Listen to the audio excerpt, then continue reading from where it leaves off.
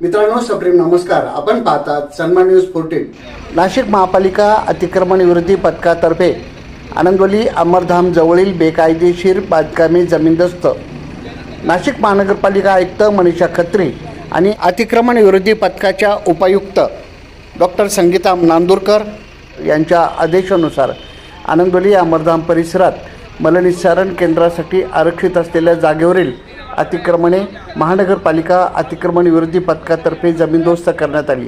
नाशिक महानगरपालिकेच्या जागेवर बेकायदा कब्जा करणाऱ्याविरुद्ध ही कारवाई करण्यात आली. यावेळी गंगापूर पोलीस स्टेशनचे वरिष्ठ पोलीस निरीक्षक मधुकर कड यांच्या नेतृत्वाखाली मोठा पोलीस बंदोबस्त तैनात करण्यात आला होता. या कारवाई दरम्यान कार्यकारी अभियंता गणेश मैड, सातपूरचे विभागीय अधिकारी राजाराम जाधव तसेच अतिक्रमण विरोधी पथकाचे सुमन गवडी, भरत खैरनार, संजय कोठोळे, तानाजी निगळ, भगवान सूर्यवंशी यांच्यासह महापालिकेचे अधिकारी कर्मचारी यांनी कारवाईमध्ये भाग घेतला.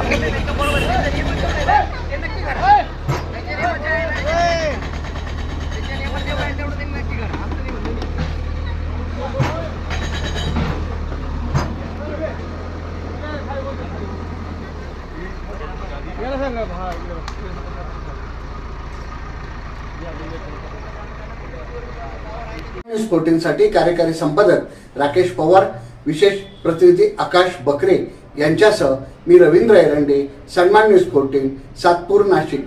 धन्यवाद.